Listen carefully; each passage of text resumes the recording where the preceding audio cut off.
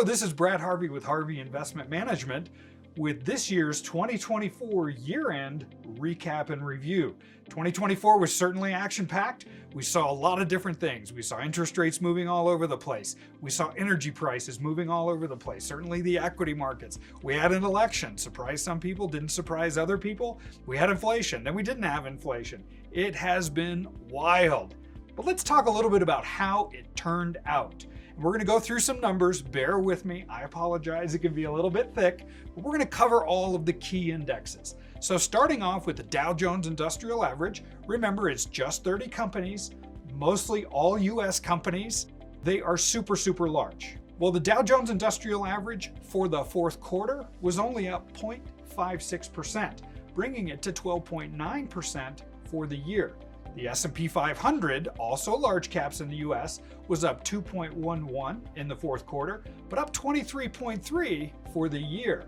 The NASDAQ 100, our champion, been our champion for a couple of years, in the fourth quarter alone was up 4.75, and year to date up 24.84. So that rounds out the big US equity indexes. Small caps brought up the rear a little bit. They were virtually dead flat in the fourth quarter, but managed 10% for the entire year. The Russell 3000, which remember is an all-cap US index, fourth quarter up 2.39, year to date up 22.06.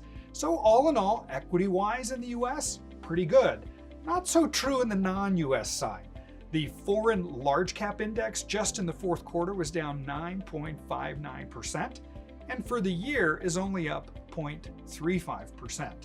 And the emerging market index was down 8.85% and is up 3.8% year to date. I know that's a lot of percentages, and we'll get into the dollar in just a little bit, but one of the primary drivers of why foreign stocks didn't do so well is because the US dollar rallied, and it rallied pretty big coming off of the election. In terms of the bond markets, fourth quarter also a lot of Armageddon.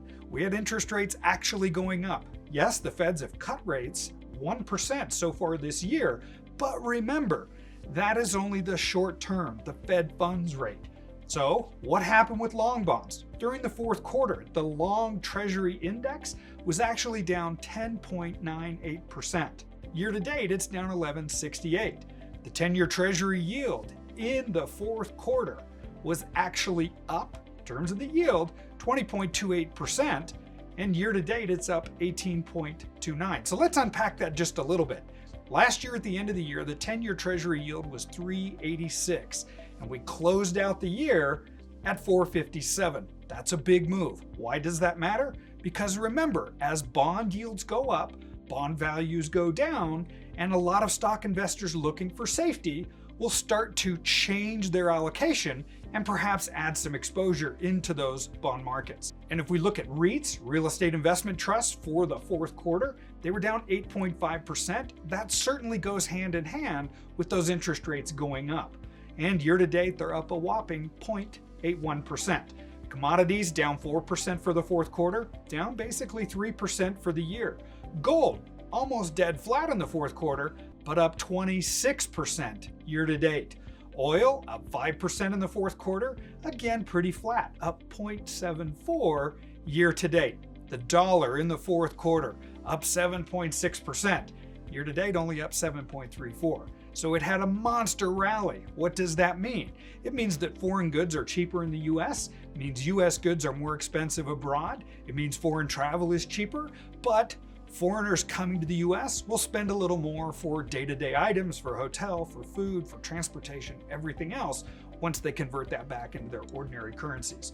Inflation's holding relatively stable, around 3.2%, looks like it's going to be the number for the entire year. So this is Brad Harvey with Harvey Investment Management, 2024 recap. Stay tuned, I think 2025 is going to be action-packed. Thanks for watching.